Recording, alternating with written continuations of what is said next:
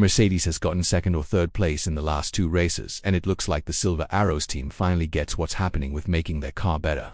But even cooler news is coming from their headquarters, and the Silver Arrows aren't ready to quit this season yet because a new bigger upgrade package is coming to Silverstone.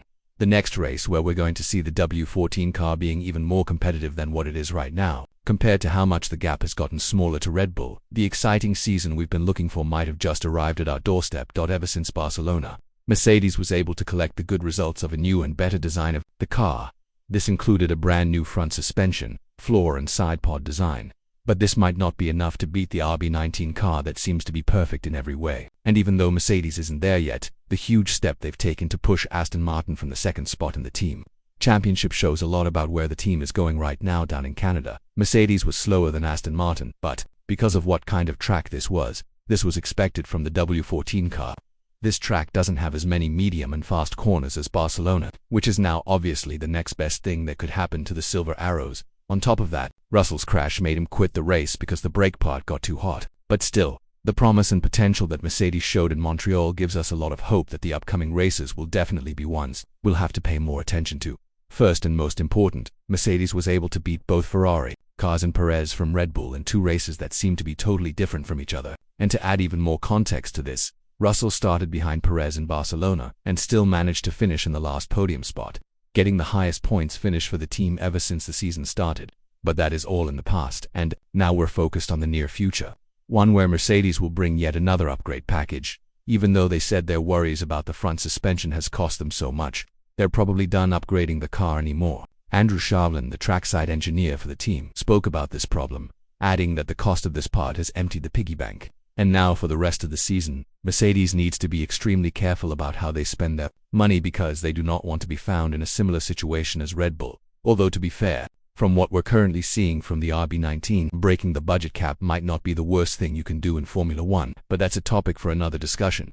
Toto Wolff has suggested that we should still expect some improvements in the performance of the W14, and when talking about this matter, he pointed at Silverstone as the next target for the team as he went on to add, "We're bringing a larger one to Silverstone, then we should have another one before the shutdown summer break. It's just that the learnings have sped up a lot since we changed some of the basic architecture.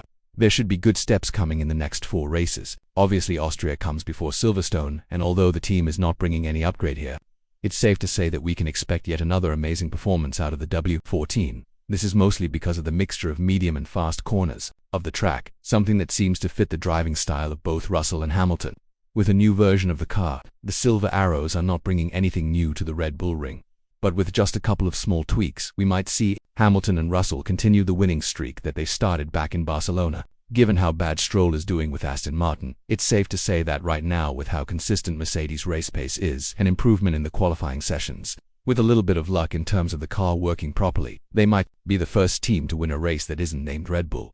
And as we can see on this graph, the domination of Red Bull has dropped to a pretty decent amount over the last couple of races. And even though it was Alonso, the driver, who got the best out of this graph compared to what happened during the Canadian Grand Prix, Hamilton's late push also forced the Aston Martin driver to push harder and make it even more of a competitive ending. Alonso has been the first one to say that because of the increased speed of the W14, he had to complete a race that was more or less 70 qualifying laps for him. He couldn't enjoy the comfort to just sit back and cruise for his 6th podium of the season.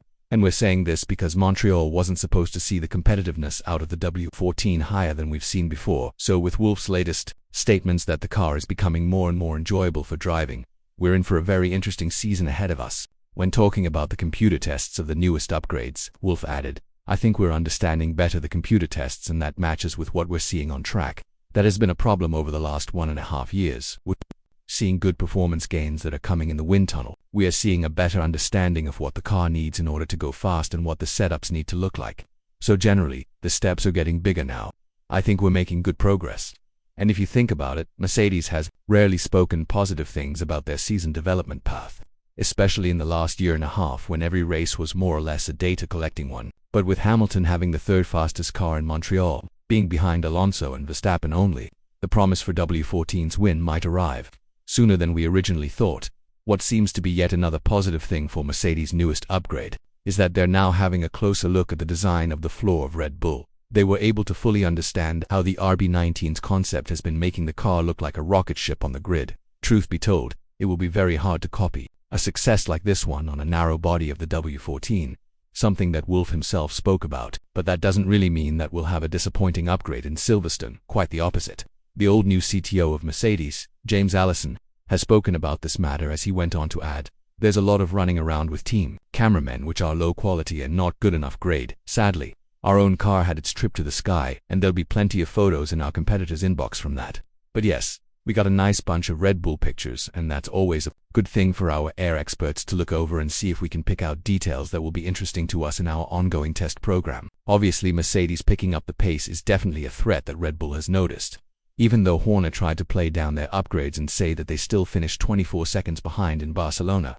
On top of that, the Brit said that he's more afraid of Aston Martin compared to Mercedes, which is only adding fuel to the machinery back in Brackley, as the switching momentum is now more than obvious. Hamilton and Russell are very happy with how everything is going back in the factory, and while you'd expect them to lose out once Aston Martin and Ferrari start getting the results of their upgrades, the W14 is the team that has the fastest development rate out of everyone else on the grid. Doing this very early in the season allows them to make some shocking movements down the road, and the season is definitely far from over now that everything starts to make sense for the W14. While many would expect Hamilton to have problems signing the contract deal with Mercedes, now that the team is far from where they want to be, even though they've made massive steps forward with improvements of the race pace of the W14. The 7-time world champion and Wolff both said that the contracts have been restarted. There are some small issues that need to be fixed before a final signature will be put on the contract. But according to Martin Brundle, a famous Sky F1 expert, the cards are now held by Mercedes, and for the first time ever, Hamilton doesn't have the power he always had in negotiation talks, him being in the worst position as a driver in the contract situation with the team. Although he leads Russell in the Drivers' Championship, the potential that has been shown by his younger teammate is definitely one that Mercedes will use in their own favor in trying to work out the details with Hamilton, something that will be announced in Silverstone. So apart from the mechanical upgrades in the team, there might be some upgrades in the contract between Hamilton and Mercedes. As Brundle went on to add, Mercedes have some cards to play. One of them will be George Russell. Lewis will have some cards to play. One of them will be an underperforming car and things he wants to do. I'm sure they're putting in place all sorts of goals for the future, but Brundle, just like Button, agreed that Hamilton's future is with Mercedes and there isn't any place that he'd rather continue his career in. He announced that he plans to race well beyond his 40th year of life. With this in mind, there's a huge chance that Hamilton will be able to fight for wins in 2023, something that would be a great sight for the remainder of the season and the upcoming one as well. If there's one thing that Hamilton does best, it's reminding his fans that they are yet to see the best out of his team and himself, something that might make us wait until 2024. But as things stand with Red Bull's penalty and the W14's increased pace, Silverstone and Budapest as well as France will be the races that will